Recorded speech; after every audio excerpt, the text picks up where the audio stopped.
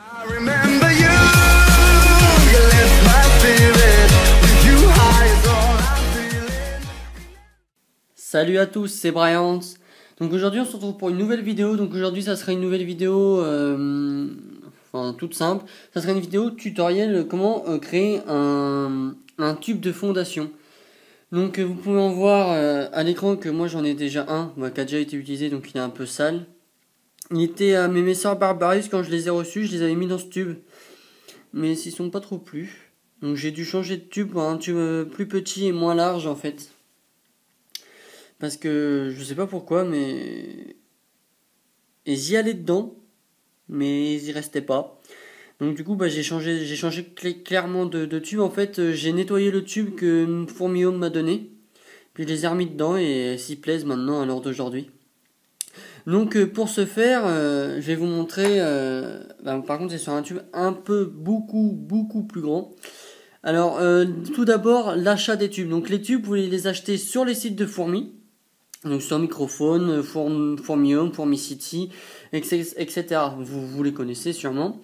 Mais vraiment pour pas cher, vous pouvez en avoir beaucoup pour moins de 1 euro, un truc comme ça. Vous pouvez en acheter aussi sur d'autres sites.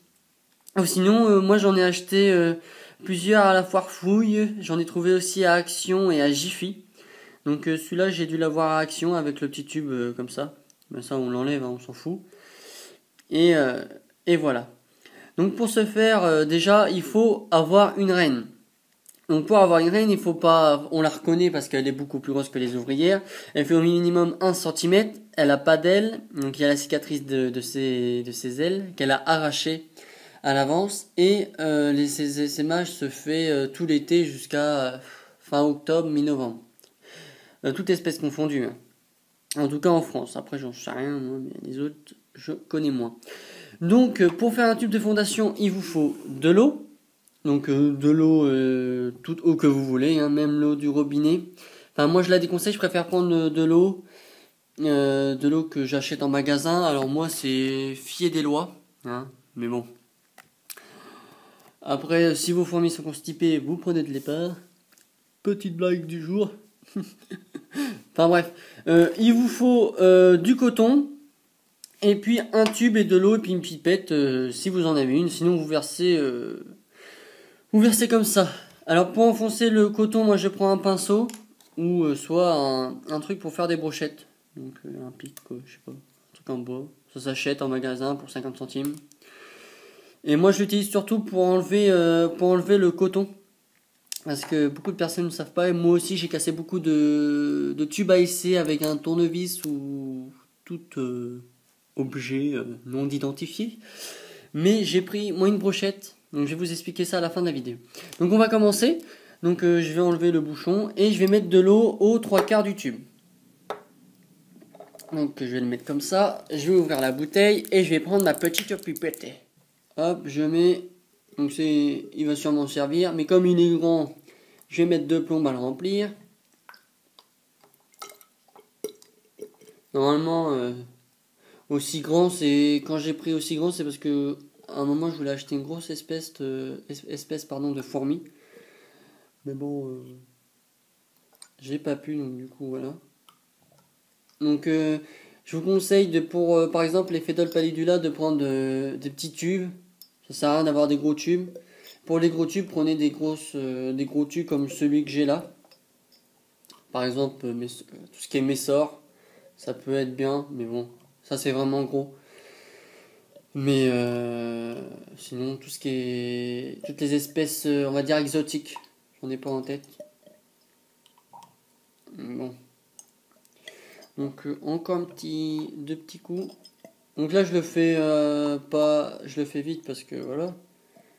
Mais faites-le soigneusement, et puis après une fois que vous avez mis votre coton, essuyez bien les parois, parce que vous pouvez voir que moi ici c'est assez trempé, pour pas prendre le risque de noyer vos fourmis, sachant que si elles sont en fondation, c'est pas le top du top. Donc moi j'ai acheté des boules de coton comme ça. C'est pas forcément nécessaire, mais bon. Après voilà. Donc normalement, moi dans mon cas, pour un tube comme ça, j'en mets 2. Mais des fois ça marche pas. Mais bon. Déjà on va le détasser. On va en mettre un deuxième, on va voir comment ça se fait. Et vous devez galérer, je dis bien galérer pour mettre le coton. Si vous galérez pas, c'est qu'il sera pas bien tassé. Donc vous voyez, moi je galère et voilà. Là, le tube est mis. Vous pouvez le voir et à l'aide de votre pinceau, vous poussez jusqu'à atteindre l'eau. Et sans qu'il y ait de bouche d'air. Et vous pouvez voir que là, j'ai mis mon coton. Et déjà, aucune eau passe. Donc ceux qui sont super entraînés, ils ne font pas beaucoup de bulles d'air. Mais moi j'en ai un peu là. Moi j'ai une petite bulle d'air. Bon, c'est pas grave. Je suis pas un expert. Je suis pas myrmécologue. Et après vous poussez votre coton juste à avoir assez d'eau pour vos fourmis. Après tout dépend aussi de l'humidité que demandent vos fourmis. Donc moi je le mets jusqu'à là. Vous pouvez voir que là il y a une partie sec et la partie mouillée. Donc voilà. Donc votre tube est terminé.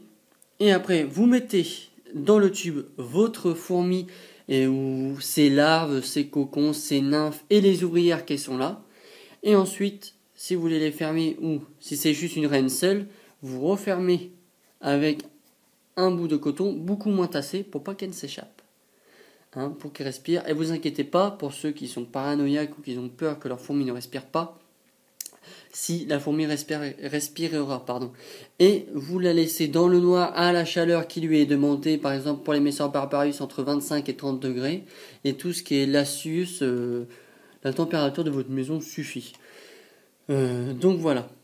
Après, c'est à vous de gérer la température. Si vous prenez des fourmis, c'est que vous avez quelques mois ou années d'expérience et que vous savez ce que vous faites.